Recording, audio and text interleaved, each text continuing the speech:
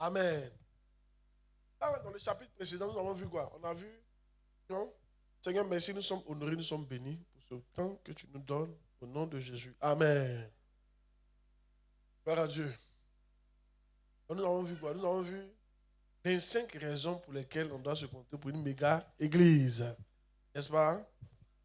La conclusion, c'est quoi? C'est que on oublie tout et on se concentre sur quoi? En méga église. Quoi? Parce que dans la méga église, on va avoir tout ce qu'on veut. N'est-ce pas? Amen. C'est ça, non? Dans la méga église, on va faire quoi? On va avoir tout ce qu'on veut dans la méga église. Alléluia. Oh yes. Oh yes. Yeah. Donc j'encourage quelqu'un à se concentrer. OK? Amen. Alléluia. Alors, l'évaluation de rétention. Amen. Je ne sais pas c'est quel chapitre. L'évaluation de rétention. Amen. Chapitre 2. Prenez chapitre 2. L'évaluation de rétention. Amen. Gloire à Dieu. Amen. Oh yes. Jean 6, 12. Lorsqu'il fut rassasié, dit à ses disciples, ramassez les morceaux qui restent afin que rien ne se perde. Vous allez remarquer ici, qu'est-ce qui va se passer? Il parle en fait de... Ici, il parle de miettes. C'est-à-dire qu'il ne faut pas on va gaspiller quelque chose. Ce que les gens jettent, il ne faut pas les jeter. Très souvent, les gens jettent les miettes, n'est-ce pas? Voilà. Mais il a demandé ici à ce qu'on ne jette pas les miettes, qu'on essaie d'utiliser tout ce qu'on a. Ça, c'était financièrement. C'est la même chose aussi pour l'évangélisation des rétentions. Il y a deux types d'évangélisation. L'évangélisation des rétentions, c'est l'évangélisation qui te permet d'évangéliser et de garder les âmes. Amen. L'autre évangélisation, tu évangélises simplement. Tu évangélises, mais tu ne gardes pas les âmes. Ça ne sert à rien. Alléluia. Ça ne peut pas envoyer une croissance de l'église. Évangéliser sans garder les âmes, c'est comme prendre l'eau avec panier. Elles restent. Elles, ça sert à quelque chose. Ça ne sert à rien. Après, juste de mouiller le panier. Amen. Quand tu prends le panier, que tu mets dans l'eau comme ça, voilà. L'évasion des rétentions, ça consiste à prendre l'eau avec une cuvette bien fermée. Voyez? Et pour ça, tu es obligé de ne pas négliger certains aspects. Amen. Yeah. Il faut que... Ce n'est pas le fait d'évangéliser et envoyer les gens qui est important. C'est pas ça qui est important. Ce qui est important, c'est de retenir les gens. Vous voyez? Ce n'est pas évangéliser, tu évangélises, ils viennent et puis ils partent. Ce n'est pas ça qui est trop important. Ce qui est important, c'est d'évangéliser et de les retenir. Amen. Et de faire quoi? Et de les retenir. Amen. Ça, c'est important. Donne-moi un autre verset. Jean 18, verset 9. Jean 18, verset 9. Jean 18, verset 9.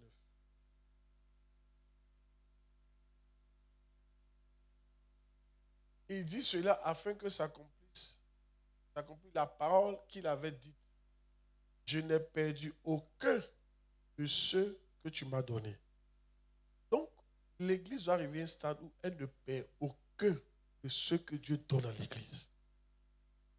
Le problème de nos églises, c'est qu'on perd beaucoup des gens que Dieu nous donne. Bien. On les perd beaucoup parce qu'on ne sait pas les suivre. L'évaluation des rétentions, c'est une évaluation où quand tu finis d'évangéliser, tu suis la personne. C'est suivre la personne qui est compliqué. Dis amen bien.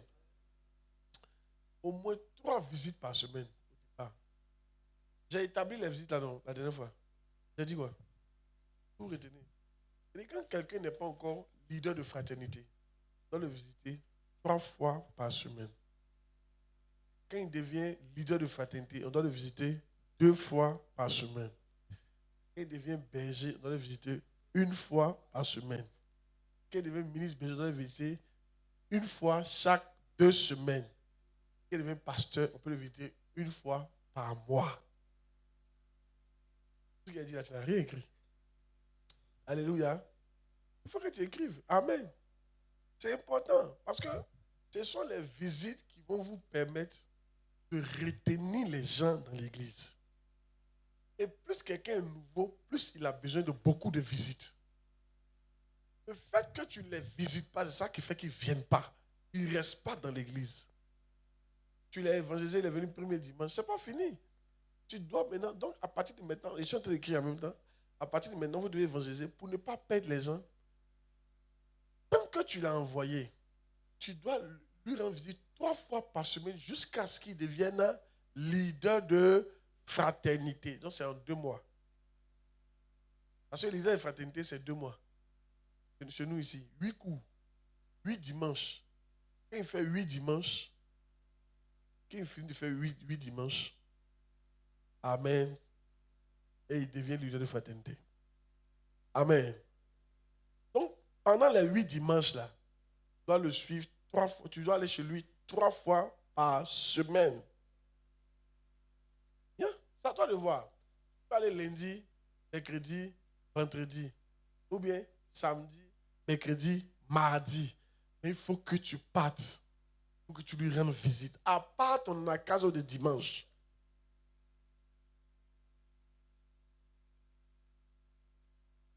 Les gens ne te suivent pas parce que tu ne leur rends pas visite. Et au début, là, c'est de leur rendre visite plusieurs fois. Pour mardi, comme ça, il vous dit ce que vous pouvez faire. Les visites ne sont pas pareilles. Amen. Il y a des visites où tu vas pour l'encourager pour le culte du dimanche. Qu'est-ce qu'il a compris? Qu'est-ce qu'il n'a pas compris? Pas pour lui expliquer ça, pour prier pour sa journée. Il y a des jours maintenant quand tu vas là, c'est juste maintenant pour ses problèmes personnels. Quels sont tes problèmes? Tes sujets de prière. Tu pries pour ça, tu donnes la parole. Il y a des jours maintenant où tu vas, c'est pour autre chose. C'est pour lui donner un élément de la parole de Dieu que tu as appris. Ou bien qu'on a dit un livre d'utiliser. Tu prends ça pour étudier la Bible avec lui. Il y a 3 dimanches. 3 semaines. Et pendant ce temps, tu le motives maintenant à faire quoi? Aller au cours. À faire les cours de quoi? Les classes. Motive, tu l'encourages. Quand maintenant il a son diplôme, quand on prend photo ici, là, tu viens, tu le félicites. Félicitations. Je suis fier de toi. Mais ce n'est pas fini. Maintenant où tu es là, il y a des cours que tu dois faire pendant 1 an pour devenir berger. Et puis tu lui donnes des raisons de devenir berger. Comment c'est chic, comment c'est bon, comment on va les consacrer. Comment on va les consacrer, sa vie va changer. À partir du moment où tu deviens l'homme de visite, tu commences à visiter maintenant 2 fois par semaine. Amen. Donc pendant 1 an, tu dois visiter 2 fois par semaine. Par la même personne. Quand tu vois qu'ils sont trop fatigués de toi, tu peux changer un peu pour que quelqu'un vienne t'aider. Alléluia. Amen. Tu peux partir là-bas avec ton leader, ton chef de départ, ton chef de zone, etc., etc. Et maintenant, quand tu as fait ça, il est bien assis. Donc, les 2 visites que tu vas faire là, il y a une visite qui parle du culte du dimanche, comment il a aimé, et puis tu viens pour. Et puis il y a une autre visite qui parle maintenant de l'étude et de ses problèmes personnels. Tu l'écoutes, quand tu viens, tu pries pour lui, tu lui donnes des versets par rapport à ce qu'il t'a donné comme situation. Et tu pries pour lui. Hey!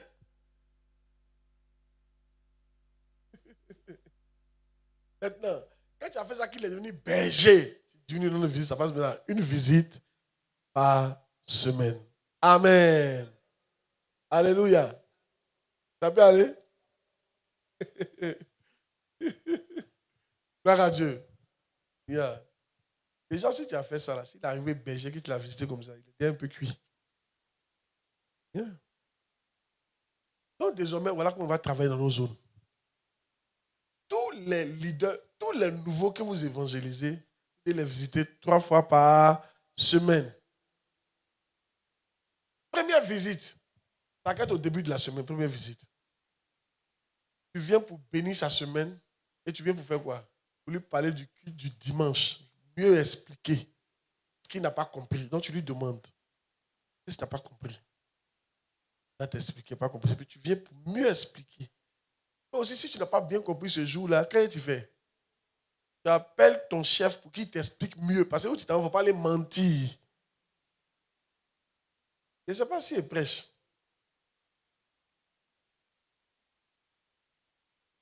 Ce n'est pas sorcier pour que les gens vous suivent. Ce n'est pas sorcier.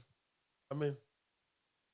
Donc, une fois que tu as fait le premier truc, tu attends maintenant un autre jour, tu vas lui rendre visite. Cette fois-ci, c'est une visite de courtoisie. Expliquer ses problèmes. Que tu l'écoutes. Quand tu vas, dès que tu arrives, quand vous arrivez dans les visites là, je vais expliquer maintenant. Quand vous arrivez, faut pas, ils vont vous mettre dans le billard. Montrez-leur que vous êtes là pour un truc sérieux. Ils ont allumé, non, ils n'ont qu'à éteindre. Tu lui dis poliment, tu peux éteindre ta télé. Mais prions. Quand tu as dit prions, lui-même, s'il ne veut pas éteindre, tu dis, il n'a qu'à éteindre ta télé. Puis on prie. Dès que tu arrives là, tu mets la prière. Une fois que tu as mis la prière, il sait que c'est un truc sérieux. Là, tu te demandes une nouvelle. Il n'y a rien de grave. Je te bénisse. Tu es venu pour la parole, c'est pour le culte du dimanche. Comment tu as trouvé ça? Qu'est-ce que tu as compris? C'était fort, hein? Il faut commencer, c'était puissant. Il faut lui montrer que toi, tu as été béni par la parole. Que toi, ça a changé ta vie. Et lui, qu'est-ce qu'il a? Quelle est la partie qu'il a aimée? Il va expliquer un peu. Puis, par rapport à ce qu'il a dit là, Dieu, maintenant, tu ajoutes des éléments. Quand tu as fini ça, maintenant, tu finis sa semaine. Prie pour tes affaires. Prie pour ton travail. Déclare toutes les paroles qui ont été déclarées le dimanche. Il ne faut pas trop durer. Deuxième prière, quand tu fais ça, c'est pour l'écouter. Ah, du coup, avec tes problèmes, ton foyer, ta situation, tout ça. Et puis il va t'expliquer. Et il finit de t'expliquer maintenant. Prends une parole dans toutes les pages. C'est pour ça qu'il faut lire aussi les livres. Et puis, il faut la parole de Dieu. Selon que Dieu va t'inspirer, tu lui donnes des conseils. Mais si, honnêtement, il faut être honnête. Si tu n'as pas pu lui donner des conseils à ce niveau-là, qu'est-ce que tu fais? Dis ce que tu peux dire et tu retiens son problème. Quand tu le quittes là, tu appelles ton chef. Ah, le type là, ouais, il a dit, mais ouais, ce que j'ai dit, qu'est-ce que tu en penses? Non, tu as bien dit, tu n'as pas bien dit. Prochainement, quand tu vas, prends tel verset. Là, maintenant, toi, tu prends le verset, tu notes. Donc, quand tu arrives ce jour-là, tu viens avec un verset. Ah, le problème là, voilà, prends la Bible. Alors, voilà ce que Dieu dit pour ton problème là. Et quand tu finis maintenant, tu pries avec lui. Alléluia. Troisième visite. Quand tu viens maintenant, amen. Ça, c'est pour étudier la parole de Dieu avec lui. Par exemple, tu peux étudier la loyauté. Amen. Tu peux étudier la loyauté. Tu peux commencer à étudier la loyauté, lui. Hein? C'est toi-même qui décides. Amen. En fonction de son niveau, là, moi, je pense que quand quelqu'un est nouveau, je vous donne des indicatifs, hein, mais Dieu peut vous diriger. Quand quelqu'un est nouveau, apprenez-lui l'amour de Dieu. Apprenez-lui qu'il doit aimer Dieu. Il doit aimer Dieu. Amen. Et je pense que aimer Dieu, on a développé ça dans un de mes livres, c'est pas ça? Si je suis disciple de Christ, il y a un chapitre dedans. Je vais prendre ça pour partir. Il va lui apprendre à aimer Dieu. Parce que le plus important, ce n'est pas d'aimer l'église d'abord. Il doit aimer Dieu. S'il aime Dieu, c'est déjà bon. Puis maintenant, tu lui parles d'aimer maintenant l'église. Pas maintenant loyauté. Vous allez lui parler de ça. Est-ce que vous voyez? C'est pour ça que tu peux commencer à étudier avec lui un peu. Amen. Alléluia. Est-ce que ça s'est passé? Est-ce que ça s'est passé? C'est bon? Donc, quand il passe leader de fraternité, on fait pareil. Mais cette fois-ci, 2. Cette fois-ci, on enlève. C'est-à-dire qu'on vient pour le dimanche, mais comme on sait qu'il est un peu mûri là, le dimanche, quand tu parles un peu, tu faut aussi étudier lui. Amen. Ou bien soit la première visite, puis parler de ses problèmes. Amen. Et puis la deuxième visite, parler des études bibliques.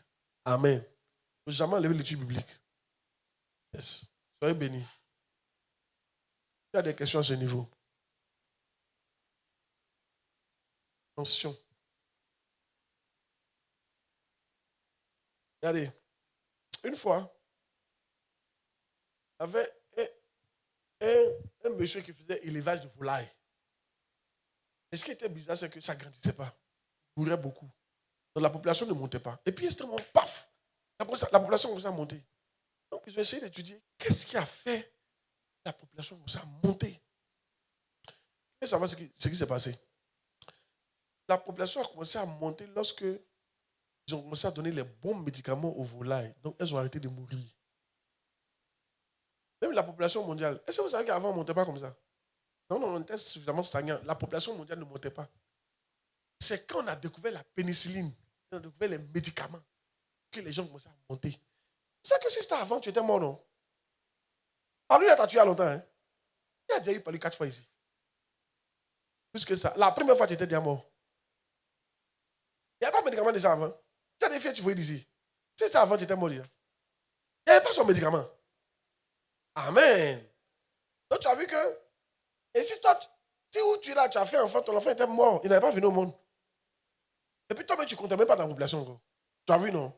Donc, les médicaments, là, le fait qu'on on dit c'est parce que c'est normal. Hein, tu vas à l'hôpital, tu viens parler, on se couche, on te pique. Tu peux dire c'est normal. Avant, c'était, pour avoir un médicament, c'était difficile. Les gens mouraient. Mais maintenant, le fait que quand on n'a pas lu net, à cause du développement de la médecine, on est guéri, on ne meurt pas. Donc, du coup, on est là. Et on devient beaucoup. Donc, on devient pas. Ce n'est pas le nombre de naissances qui a tellement augmenté. Ce n'est pas les naissances. C'est des gens évangélisés, toujours ils viennent, nouveaux, et puis ils repartent. On n'a rien fait. L'église n'a pas grandi comme ça. Mais ceux qui sont là, ont réussi à les maintenir en vie. Remarquez, est-ce que vous savez que la France, il y a beaucoup de gens en France qu'en Côte d'Ivoire? 2 fois plus. Vous avez pas là? Ils sont plus de 60 millions en France. Les États-Unis, plus de 200 millions. Nigeria, plus de 200 millions. L'Allemagne, plus de 90 millions. Si. Je pose la question, mais pourquoi ils sont nombreux? Qu'est-ce pourquoi ils sont nombreux? La médecine est développée là-bas. Là-bas, tous les vieux qui sont vivants, chez nous, ils sont morts. On n'a pas compris. Si nos vieux étaient vivants comme leurs vieux, on serait nombreux. Si. En Chine, par exemple, pour qu'ils soient 1 milliard, c'est parce que là-bas, ils ne meurent pas vite. Quand la population ne meurt pas vite, là, on devient beaucoup.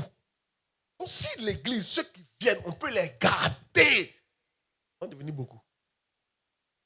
Dans notre travail, c'est de nous concentrer pour les garder. C'est pour ça que je veux qu'on étudie. Il faut que tu me rappelles au conseil, il faut qu'on parle de ça. Ceux qui reçoivent les premiers gens, ça ne doit pas être n'importe qui. Les nouveaux qui viennent, la première personne qui va les recevoir, c'est des personnes souriantes. Ça n'a pas besoin de quelqu'un qui a des problèmes. Amen. Parce que première réception, tu peux faire fuir la personne. Et c'est le premier contact direct. Le premier contact direct, c'est un contact chaleureux. Tu dois sentir qu'il est aimé. On doit lui parler beaucoup d'attention. Mais si ce n'est pas écrit, c'est pas écrit, laisse-moi t'aider. C'est pas écrit. Ah, vraiment, vous fatiguez. L'homme d'État, c'est pas écrit. Hein? On ne fait pas comme ça. Amen. Alléluia. C'est pour ça, dans certaines églises, on exige que le pasteur principal, lui-même, il reçoit les nouvelles personnes. Parce que c'est le pasteur qui connaît la souffrance des nouvelles âmes.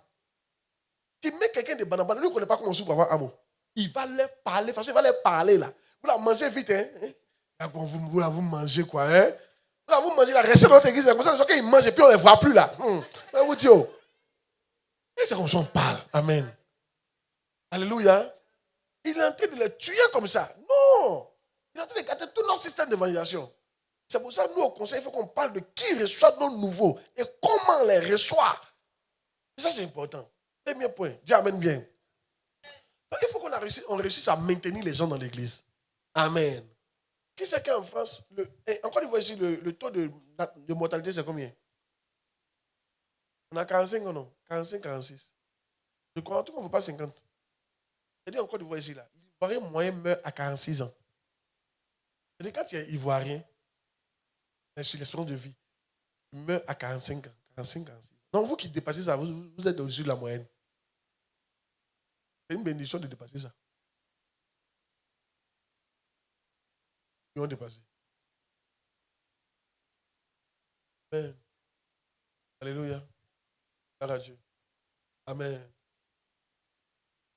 Oh, yes. Hey.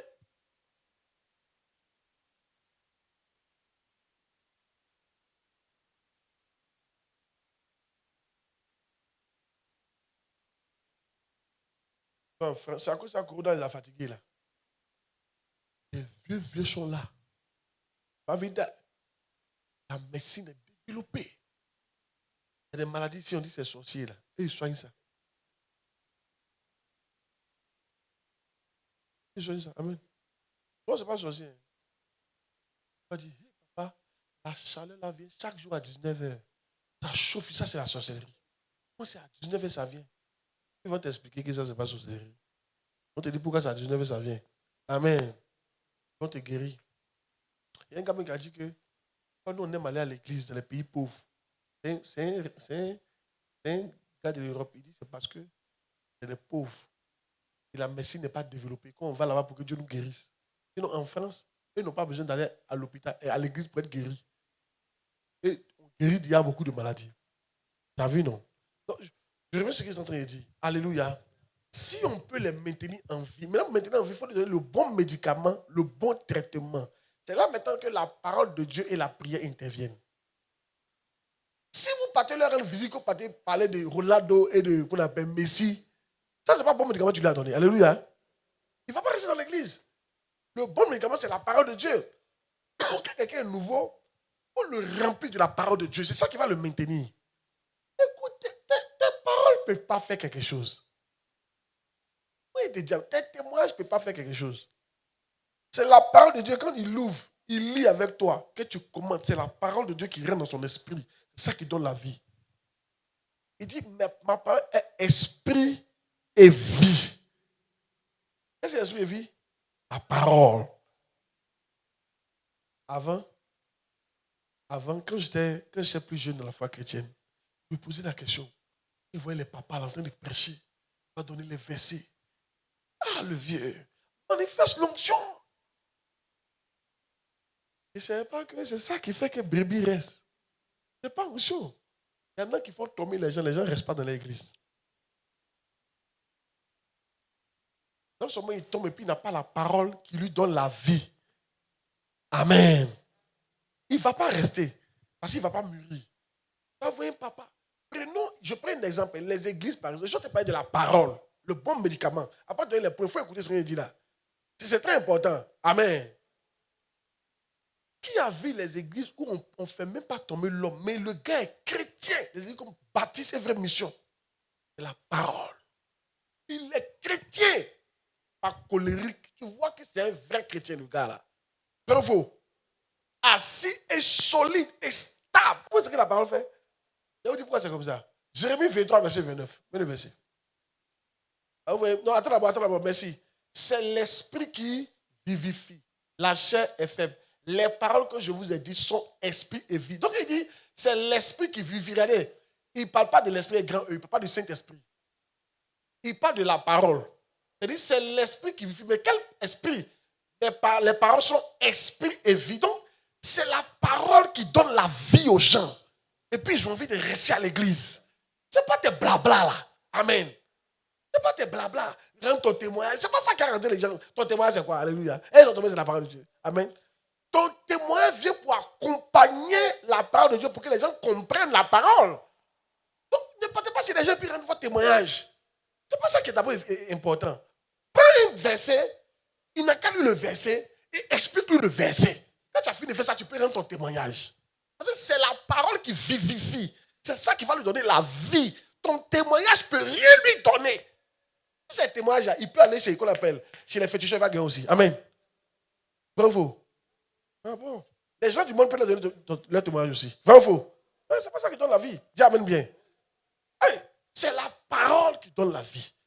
C'est pour ça que vous voyez chaque dimanche, je suis là. Prenez tel verset, j'enseigne. Je sais, il y en a qui veulent qu'on fasse onction matin, midi, soir, mais ils ne sont pas matures. Ils ne comprennent pas ce qu'on est en train de faire là. Ah. Donc souvent quand vous allez partir sur les nouveaux, les gens vont tomber. Il faut dire, mon frère, il faut te calmer. C'est la parole qui donne la vie. Dans le verset, Jérémie 23, verset 29, vous allez voir. Hey. Ma parole n'est-elle pas comme un feu? Dit l'Éternel. Et comme un marteau qui brise le roc. Le feu consume tout ce qui passe sur son passage. C'est la parole qui a chassé les démons. La Bible dit que Jésus a pris la parole là qu'il a ouvert, il ne prêchait pas, il ne priait pas pour quelqu'un. Puis l'Esprit a dit, fils de l'homme, quand est-ce que tu vas nous laisser tranquille?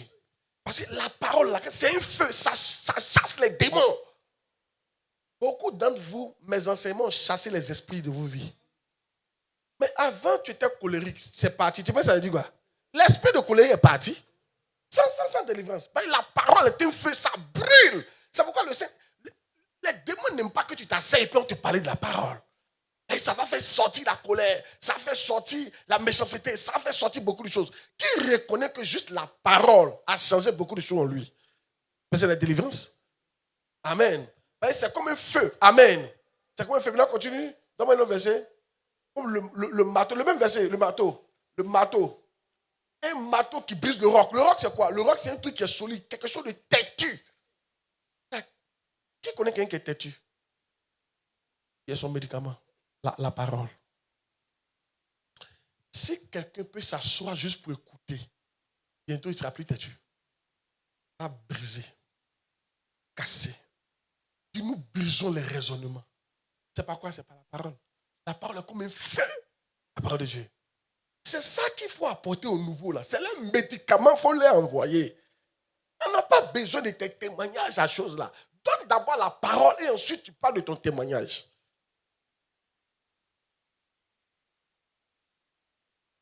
C'est ce témoignage-là. Entendu. Quand tu as dit, moi, j'étais ici, je suis devenu riche, j'étais pauvre, je suis devenu riche, tout ça. Ok, j'ai compris. Mais ailleurs aussi, on a du même témoignage. Quand les démons vont entrer en lui, le secouer, il va oublier tes témoignages. Mais quand la parole, que la vie entre en lui, elle lui donne la force de lutter. Dis amen qui prêche. Qui a compris pourquoi maintenant nous on attache à la parole? C'est le bon médicament. Dis à ton voisin, c'est le bon médicament.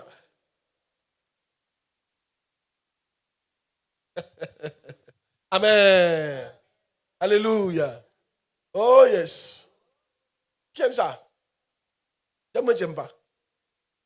Donne-moi Ésaïe 60, verset 21. Il y a quelque chose là-bas. Je vais voir ce que c'est. Ça vient dans mon esprit. Je vais voir ce que c'est. La parole. Tu vois, ils sont les assemblées de Dieu. On n'a jamais chassé des démons, mais ils sont corrects. Des vrais chrétiens. Ils sont plus assis que souvent que nous. Je te dis la vérité. Hein? Hey, moi, si. Laisse pas porter par les vents. Connaissent la parole. C'est vraiment établi en eux.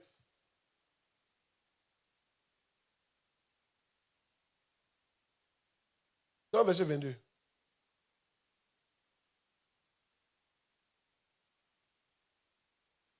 Oui, verset 23. Verset 23. Le dernier verset. Ok. Et c'est pas ça. Il a trouvé après. Amen. Alléluia. Béni, mais tu n'es pas béni. Donc, je n'ai perdu aucune des âmes. On doit maintenant rentrer dans une saison où on ne doit plus perdre les âmes. Que ceux qui viennent restent dans nos églises. C'est ça que j'ai entendu. C'est le point que je vais donner là. Ceux qui viennent doivent rester. Dis à ton voisin, ceux qui viennent doivent rester. Par le bon traitement.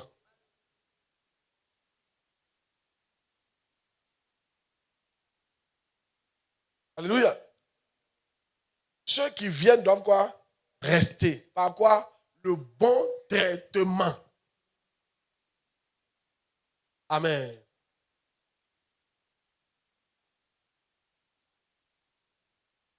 Et le bon traitement, c'est quoi? Donc, j'étais en train de dire qu'il y a deux évaluations. L'évaluation simple et l'évaluation de rétention. L'évaluation de rétention, l'évaluation simple, c'est quand tu t'en évangélises avec panier. On l'eau est panier. Wow! Tu n'as rien fait. Et pourquoi arriver à la plage, l'eau est finie. Ça, c'est pas bonne évaluation. L'évaluation de rétention, tu prends avec une cuvette bien fermée. C'est étanche. Ça garde l'eau. Et cette évaluation-là, elle vient avec le suivi. Quand tu finis d'évangéliser, quand elle vient à l'église, tu la suis. Là, je vous ai donné comment il faut suivre les gens. Quand il n'est pas encore l'église de fraternité, il faut le visiter 3 fois par semaine. La même semaine, 3 fois. Toi-même. Ouvre les heures. Ce n'est pas compliqué pour visiter, vous qui travaillez. Exemple. Par exemple, le matin, je venais, il y a une de mes pasteurs qui est malade. En venant ici, je suis passé chez elle. C'est comme ça. Oh, mais il joue à part pour elle. Elle est malade, non? C'est sur ton chemin, non? Alors, tu quittes au boulot. Pourquoi tu vas directement à la maison? Fais un crochet. Parce qu'il y a des gens qui sont quittés à l'église hier dimanche. Ils sont nouveaux. Donc, au est mardi, tu quittes au travail. Pourquoi tu vas à la maison? Il faut lui rendre visite. Et surtout que c'est dans la même zone. Tu profites pour faire un tour de visite rapide. Tu rentres à 22h, 23h. Ça fait quoi? Tu es content. Ensuite, tu as un autre jour, mercredi, peut-être ton jour de variation. Mais Jésus donne une évangelisation. Quand tu finis d'évangéliser, tu passes encore pour leur rendre visite. Puis le dernier jour, fais ça. Et puis tu as ta liste. Il faut être organisé. Lui, il est leader de fraternité. Donc, il a droit à ses 3 visites. Tu peux même faire un carreau. Ils sont en train de vous parler, on s'est écrivé. Tu peux faire un tableau. Un tableau. Tu mets son nom et puis tu mets tes 3 jours de visite dans le mois, dans la semaine. Quand tu es passé là, tu coches dans ton cahier, tu coches, tac, lui là, il est visité. Pour ne pas te mélanger. Lui, il a visité 2 fois. Coche. Tu ne coches pas devant lui. Pas dire qu'il va, tu le prends comme un mouton, quand tu le prends comme mouton bien. Amen. Alléluia. Hein? Attends, quand tu sors dehors là-bas, tu ouvres ton truc, tu coches. Quand c'est comme ça, là, quand tu ouvres ton cahier, tu regardes à Samoa, lui, il n'est pas encore visité. Hein? Ça, il n'est pas encore visité. Ok, il mange chez lui. Comment on travaille, non? Je ne sais pas si vous voyez. Les chefs de zone veillent à ces cahiers-là. Tous les gens qui ont des têtes sous eux doivent avoir ce genre de cahier. Et vous, les chefs de zone, vous devez vérifier les cahiers les dimanches. Tout le monde vient son cahier dimanche, puis on vérifie. Comment ton cahier de visite? On donne. Il y a quoi? Tu n'as pas visité. Il ne faut pas mentir. Il y a des gens aussi, c'est dimanche, ils vont se mettre là. Vous mettez toutes les croix, tu mets les croix. Ça, c'est pas bon. Alléluia. Amen. Mon Dieu. Alléluia. N'oubliez pas, celui qui a menti à Dieu, il est mort, non? Ananas et Saphira. Ils sont morts. C'est quand on dit pas de problème, vous pensez que c'est mourir sur champ. Dieu a dit à Adam, le jour où tu vas manger ce fruit, tu vas mourir. Effectivement, le jour où il a mangé, il est mort. Il est déjà mort. Il est déjà mort. Il n'a pas fait 1000 ans. Un jour, c'est comme 1000 ans devant Dieu. Il dit le même jour, tu vas mourir. Il n'a pas compris. Pour Dieu, là, quand on dit un jour, le soleil va faire un tour, là, c'est 1000 ans. Adam a fait 900 et quelques années. Donne-moi son âge, là. On voit. Adam a fait 900 et quelques années. Il n'a pas fait 1000 ans. Le même jour, il est mort. Devant Dieu, le même jour, il est mort. Le même jour, il est mort. Il dit, le jour où tu vas manger, tu vas mourir. Le même jour, tu vas mourir. Tu n'as pas fait 1000 ans. Donc, 1000 ans, c'est un jour. 1000 ans, c'est un jour. Un jour, c'est 1000 ans devant Dieu. Tous les jours qu'Adam vécut fut de 939 ans. Puis il mourit. Il n'a pas dépassé un jour. Maintenant, mais un jour, c'est 1000 ans. 1000 ans, c'est un jour devant Dieu. Mais ça. C'est au camp. Donc, au camp, j'ai le temps de vous montrer tous les petits versets. Voilà. On vous montre tout. Vous soyez chargés. Amen. On attend comme ça. Le jour où tu vas mourir, le jour où tu vas manger, tu vas mourir. Donc souvent quand tu dis tu vas mourir là, que c'est même, tu es mort comme ça. Hein? On attend seulement ton enterrement. Car 1000 ans sont à tes yeux comme le jour d'hier.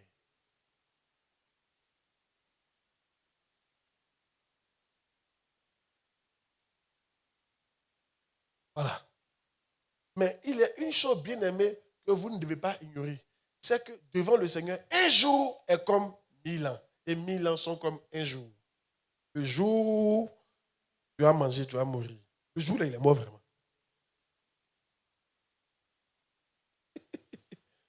Oh.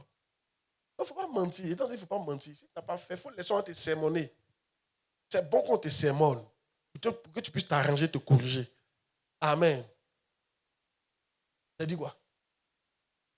Un cahier. Faire des... Hein? C'est tout. Tu t'assois, tu fais ton cahier. Fais ça par semaine. Quand tu mets son nom, tu traces 3 carreaux devant. Alléluia. Et mercredi, jeudi, vendredi, c'est les jours de visite. Quand tu t'es invité, tu coches. Tu t'es invité, tu coches. Tu t'es invité, tu coches. Ça, tu vas savoir qui tu as visité, qui tu n'as pas visité. Fais ce travail-là. Amen. Que Dieu nous aide. Alléluia. Amen. Ce modèle-là, on doit le faire aussi pour leur donner. Amen. Il faut noter. On va faire un modèle pour vous donner aussi. Vous allez voir aussi. Amen. On est en train de travailler on est en train de se concentrer sur la croissance de l'Église. Qu'est-ce qu'il faut leur donner? Les variations de rétention. Dis Amen. Donc c'est le suivi. Il faut suivre les gens. OK? 3 stratégies essentielles pour garder des membres. Premier, le suivi permet la rétention. Le suivi. Premier. Donc, trois stratégies. Premier, le suivi.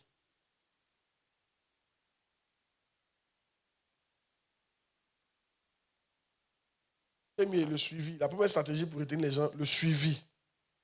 Suivi.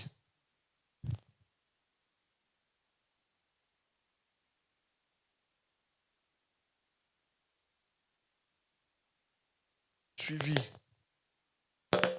Ici, il a suivi. Hein. Je vous donne 3 points pour le suivi. Comment suivre quelqu'un? 3 points pour suivi. On est dans le suivi. Maintenant, dans le suivi, je vais vous donner 3 points pour un bon suivi. Premier, prier pour les visiteurs et les convertis. Premier, il faut prier pour eux, pour ceux qui sont convertis et pour les visiteurs. Il faut prier pour eux. Premier, il faut prier pour eux. Quand ils sont venus à l'église, qu'ils ont donné leur vie à Jésus, là, le travail n'est pas fini. Tu dois prier pour eux. À l'église et à la maison. Quand tu te lèves la nuit, tu dois prier pour eux.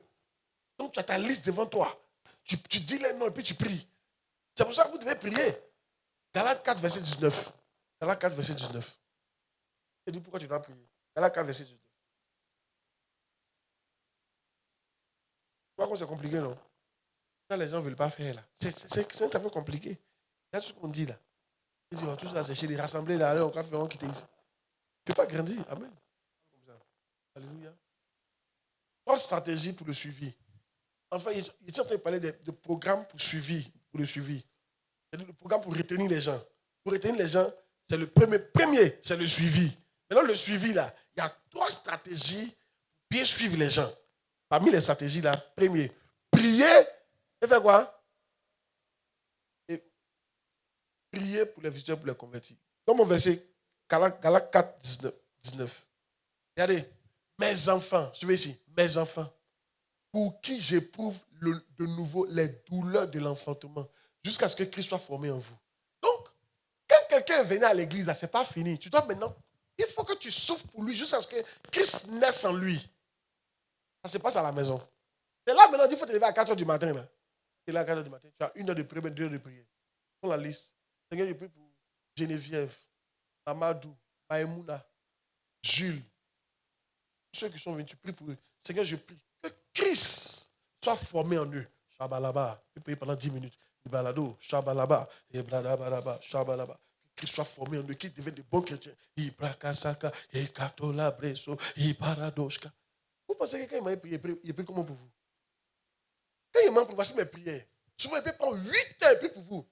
Il prie pour mes pasteurs, les ministres bergers, les bergers et les leaders de fraternité. Seigneur, que Christ soit formé en eux. Mets ton amour dans les cœurs. Puis il commence. Ikalazu, Braskuta, Pararo. Pendant que moi je suis fait ça pour toi, toi tu dois faire ça pour le nouveau. C'est pour ça qu'un bon matin tu te lèves et puis tu as envie de servir Dieu.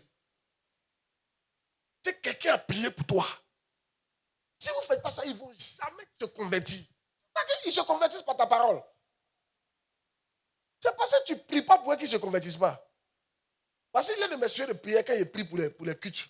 Tous nos cultes dans le monde entier. Il dit, Seigneur, bénis-nous par ta présence. Qu'il y ait de nouvelles naissances dans l'église. Que les gens donnent leur vie à Jésus. Et qu'ils partent décharger. Parce qu'il peut prier pour 1 heure pour ce sujet-là. Pour que lorsque tu viens, ce n'est pas ton bavardage qui a fait qu'ils vont se convertir. C'est que le Saint-Esprit va rentrer en eux, il va faire un travail. C'est là qu'ils seront convertis. Ah, je ne sais pas s'il prêche ou il ne prêche pas. Mohamed Sanogo dit, le grand homme de Dieu, il dit, lui, il est parti à l'église pour chercher femme. Il s'est de montrer le rapport de la prière. Il dit, il est parti à l'église pour chercher femme. C'est femme même qui l'a envoyé là-bas. Il va partir là-bas, il va mettre encore dans ses oreilles. Il a mis un peu dans ses oreilles. Elle l'a invité à l'église. Donc lui, il partait encore, mettre encore dans ses oreilles. À ce moment, il était musulman 100%. C'était un dimanche. Donc lui, il l'a invité, il est parti. Là, après le culte, il va encore mettre dans ses oreilles, il va accepter. Il dit, quand il s'est assis dans l'église, il ne sait pas ce qui s'est passé. Il dit, il ne suivait pas le culte. Hein. Mais il est ressorti chrétien. Il dit, quand il est sorti de l'église, il savait qu'il avait changé. Il était né de nouveau. Vous voyez qu'est-ce qui s'est passé? C'est parce que cette église-là, le pasteur a prié la veille. Seigneur, tous ceux qui ont été dans l'église, qu'ils soient convertis. C'est le Saint-Esprit qui convertit les gens. Un papa Dag, un grand homme de Dieu comme ça, il dit, lui, quand il est parti à une veillée, il a dormi même dans la veillée. C'est pour ça que quand il vient à la veille, il doit le laisser. Il dit, il a dormi. C'était une veille de 30 ans, il a dormi. Il n'était pas habitué à ça, il a dormi. C'était sa première veille, il a dormi. Il dit, mais quand il s'est réveillé matin, il est converti. Il dit que c'est le matin, là. Il est chrétien. Il sentait qu'il était chrétien. Mohamed Sanogo dit quand lui s'est levé, il est sorti de là, il a commencé à prier pour la conversion de la ville. Il ne sait pas où c'est sorti. Il prend le nom de ses éducateurs, de ses professeurs, puis il prie toute la nuit. Seigneur qui se convertisse, Seigneur qui se convertit. Il ne sait pas où c'est quitté. C'est le Saint-Esprit qui convertit les gens. Ce n'est pas toi qui convertis les gens. Dis même bien qu'il prêche. Donc si tu ne pries pas, c'est comme si tu as confiance en toi. C'est chez les. C'est comme ça que tu t'en les chercher, ils viennent et puis quand le jour ils te voient, mais ils sont énervés. Et ils se voient, mais ils se cachent. Tu ne pries pas. C'est un travail de bella. Ce n'est pas un travail de bella. C'est un travail spirituel. Yeah. Dieu préfère que tu souffres dans la prière. Quand tu vas sur le terrain, c'est facile. Que d'aller transpirer sur le terrain. Dis amen qui pêche. Dis à quelqu'un, ce n'est pas un travail de bella. Hey. Dis, c'est un travail spirituel. Qui prie? Qui a compris maintenant? Ah, cette affaire, c'est comme ça, c'est. Qui a compris ça? Et c'est bizarre, ce n'est pas tout le monde qui sait ça. J'étais dans un certain conseil pastoral. Et quand je donne les sujets là, ça énervait un pasteur. Moi, mes sujets, disons, les gens aiment Jésus. Il a dit, mais les gens ont des problèmes. Faut toujours prions, donc à aimer Jésus. Prions, il faut aller des délivrances, il faut avoir l'argent.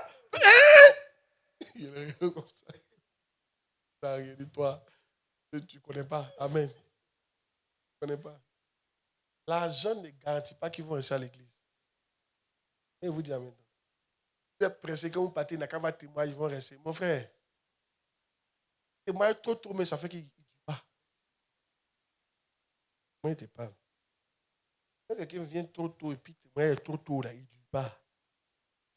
Beaucoup de gens sont venus témoigner vite, là, ils ne disent pas. Ils juste quelques mois pour te dire merci pour le témoignage et puis ils disparaissent. Et ce pourquoi ils sont venus, Dieu a déjà exaucé. Et vous dit en même temps. Non, il faut prier pour qu'il ait un témoignage. Mais je suis en train de il ne faut pas compter dessus, moi. On dirait que tu n'es pas d'accord, hein.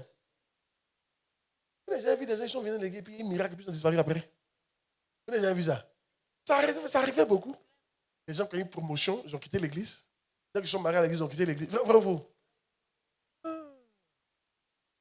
C'est pas ça. Il faut prier que Christ naisse en eux, qu'il soit réellement converti. Puis maintenant, tu pries pour la loyauté, qu'il devienne loyal et qu'il reste dans l'église.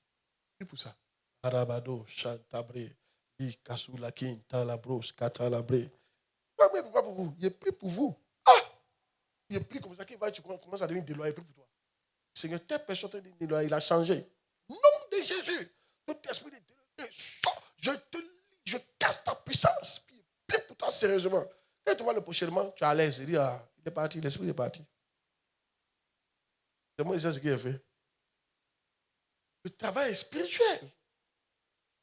Qui est en train d'apprendre quelque chose ce soir-là?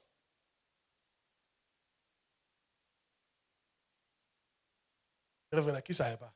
Qui ne savait pas tout ça? Il faut lever la main. Qui ne savait pas à tout? Il faut lever la main.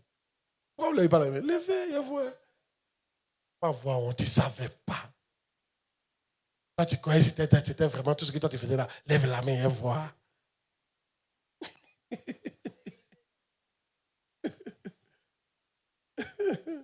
Amen. Donc, première stratégie de quoi, c'est quoi?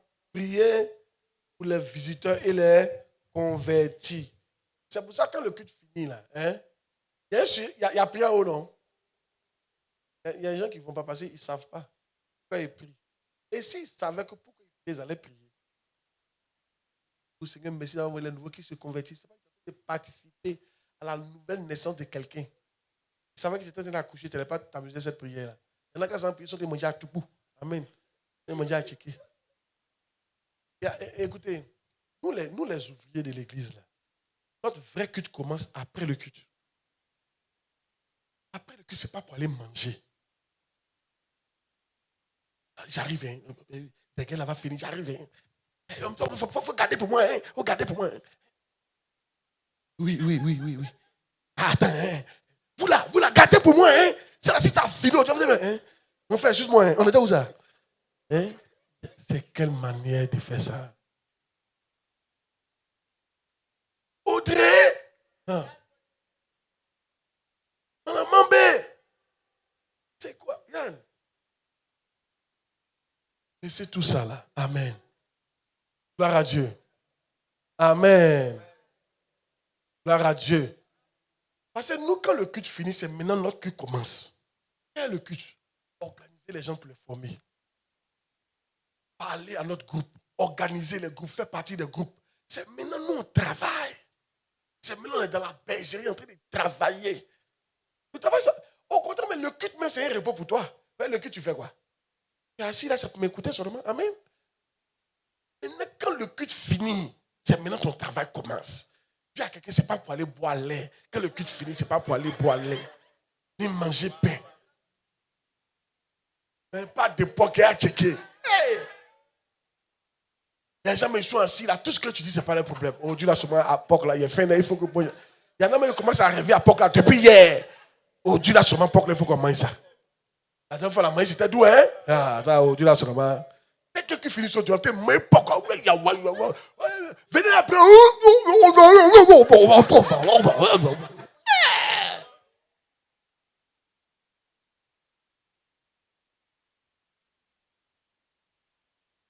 Ça, c'est les bergers, ça. Alléluia.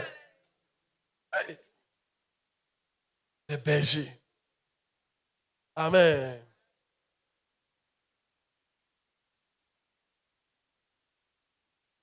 Alléluia. Oh yes. Attends-vous que quelqu'un me regarde mon bureau, manger? Non. Tu peux avoir peut-être de l'eau, tu bois. Il va manger. La soeur me repose un peu. Et puis il commence à recevoir. Il commence à recevoir. Et le temps il vient prêcher ici. Le jour où il n'est pas prêché, laisse quelqu'un prêche. Ensuite, ils vont vous former. Quand ils vont faire une réunion. Tout le temps, on me voit dans le bureau, je suis en train de travailler. Je suis en train de travailler. Parce que le vrai travail commence après. Aller recevoir les nouveaux. Il faut prier pour eux. Il faut les assister. Il faut être attentionné. Jusqu'à ce qu'ils partent. Maintenant, quand ils sont partis, maintenant, on peut s'asseoir pour manger. Je ne sais pas comment vous allez faire ça. Alléluia. Essayez de voir ça. Amen. Allez. On ne peut pas devenir grand ce que vous faites. Alléluia. Dès que le culte finit, tu as été boire lait. C'est-à-dire, les nouveaux là même, ils vous regardent. Ils sont là, ils mangent. Au lieu de s'occuper de nous, mais ils sont en train de manger. Je qu'on lui demande, mais le nouveau peut demander, mais la classe 3, c'est où ça? Ah, non.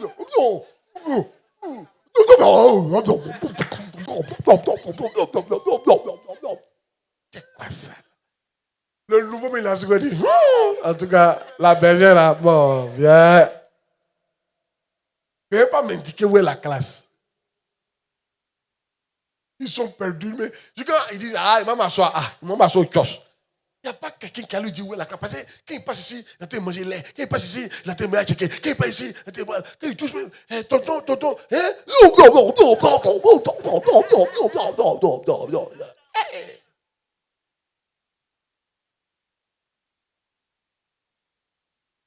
Tu es en train de gâter tout le travail que tu as fait là. Tu es en train de gâter ça. Tout en akazo là, tu es en train de gâter ça. À cause de nourriture.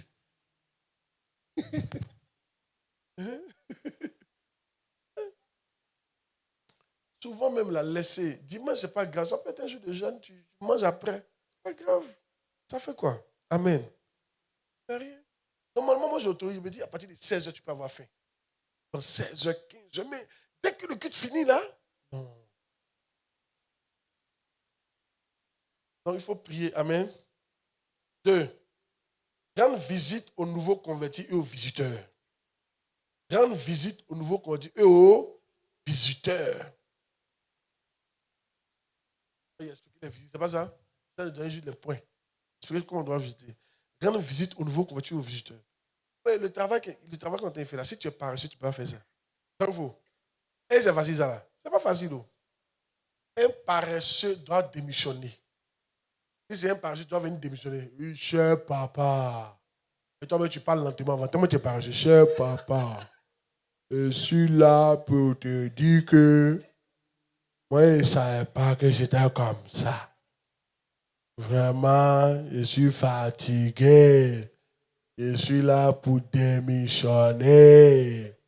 Pardonne-moi. Je puis être berger. Et tu signes. Alléluia. Tu signes en bas. Kofi le paresseux.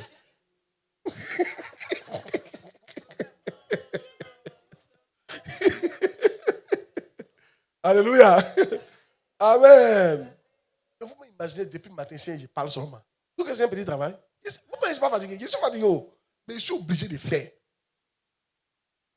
Si je ne fais pas ça, vous ne pouvez pas aller de l'avant. Le travail est difficile. Quand tu vois les gens, ils sont là.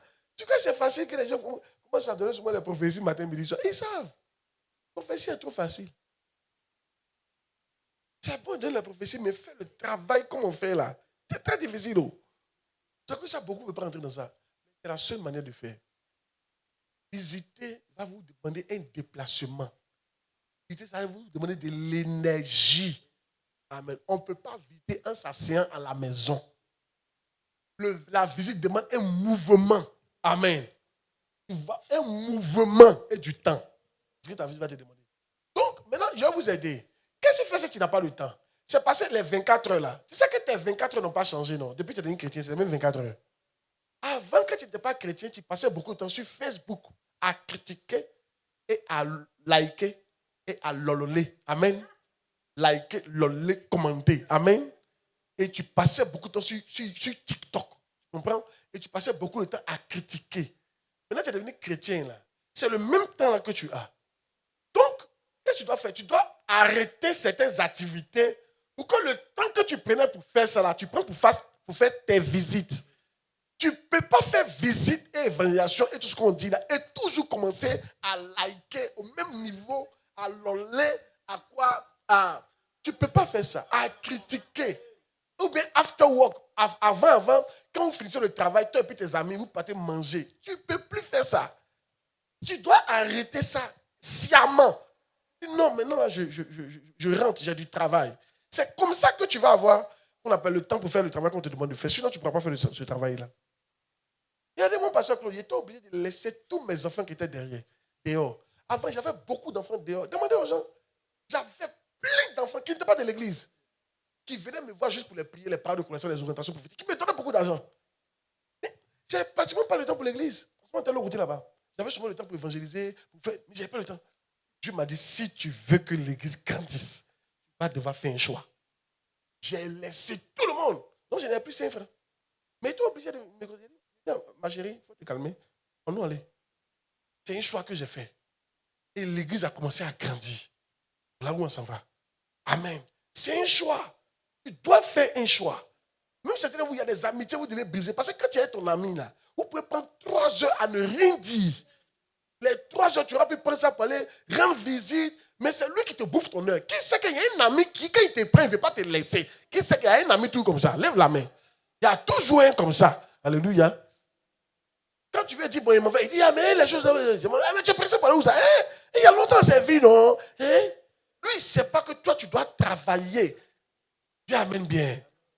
Il va te faire le béret de toutes les années passées. Vous n'êtes pas d'accord avec la prédication d'un prêcheur?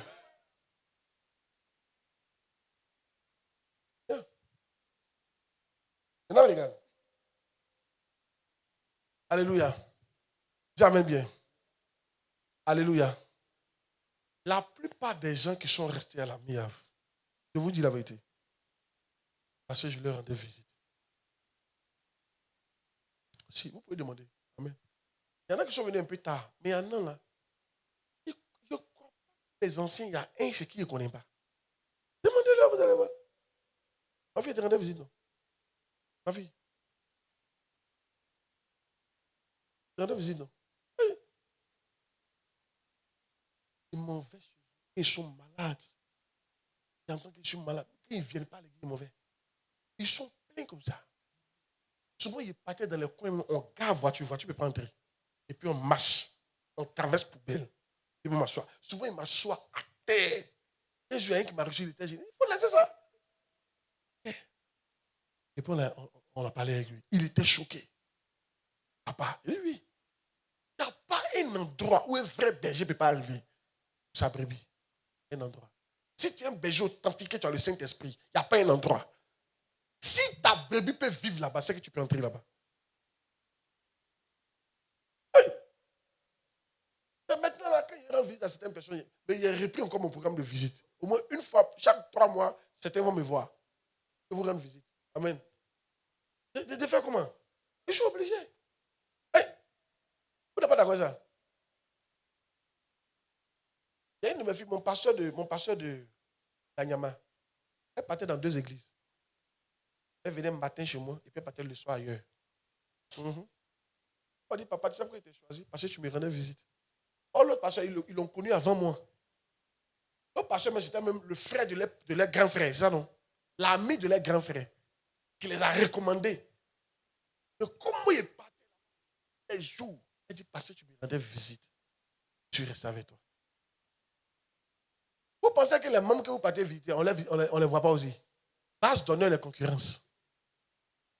Il y a une église à côté ici là qui est la concurrence.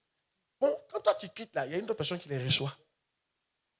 Et si il remarque que là-bas, il va là-bas 3 fois par semaine, toi tu viens une seule fois, il va aller chez qui? Il ne faut pas être étonné qu'à la fin, il te dit que lui, il préfère aller de l'autre côté là-bas. Parce que là-bas, il se sent plus aimé. Il se dit que là-bas, on a plus de temps pour lui. C'est pour ça que vous devez aller régulièrement chez eux. On est en concurrence. On est en quoi? En concurrence. Tu dois être là-bas. Souvent, ils ne vous disent pas la vérité. D'autres personnes passent à passer. Affaire dans la case, tout le monde a compris maintenant. Affaire de cas, toutes les églises ont cas maintenant. Mais c'est petit. On m'a dit, vache d'honneur de Machou. Le département d'évangélisation, ils ont bâché. Bâché pour évangéliser. Alors, ils ont. C'est un esprit. Amen. C'est un mouvement commun. Ils ont les bâché. Souvent. Les gens, ils t'évangélisent. Même dimanche matin, ils sont là, ils viennent. Là, il y a un c'est bâché. Tu ne pas l'église, viens, monte. Pour eux, ce n'est pas fait que attends qu'elle va venir. Quand elle est là, monte. Tu joues mal, hein. C'est ça là, toi tu vas partir, puis tu vas partir une fois par semaine chez la personne. Quand d'autres personnes ont les moyens que nous, qu'est-ce que nous on fait? On va là-bas plus. Parce que les gens, il n'y a pas l'argent. Hein. Si tu es avec eux tout le temps, ils vont te suivre. Si, ils vont te suivre. Moi, il y a une de mes filles, comment elle s'appelle? Mon pasteur de choses. Mon pasteur de Oribat. Il y a une équipe assemblée de Dieu, des milliardaires, qui lui ont proposé du travail et puis un salaire de près de 300 000 pour quitter notre église. Elle a dit, elle ne quitte pas. Elle a dit, homme de Dieu, si vous voulez me faire du bien, faites-moi du bien, mais il ne peut pas quitter mon pasteur. Parce qu'il était là quand j'avais besoin de lui. Je visite, il a payé ma maison des mois. Il a été toujours présent. Il ne m'a jamais chose. Il me visitait tout le temps. Il n'est pas parti. L'argent parlait derrière, mais ma présence a été plus puissante que l'argent. Ta présence est plus puissante que l'argent. Il faut aller, il faut partir là-bas. Il faut aller les voir. Je ne sais pas si je ne prêche pas. Si. Une de mes filles, c'est que Marie a chose. Il n'y a pas de la puissance des visites. C'est que Marie a chose qu'on appelle Pasteur Franck, en Guinée. Elle quittait, où ça même? Il y a pour qu'on correct. Derrière Koweït pour venir ici. Ses parents lui ont demandé, il n'y a pas d'église. Il n'y a pas d'église. Tu sais pourquoi? Parce qu'il lui rendait visite. Et quand il lui rend visite, c'est pas loin.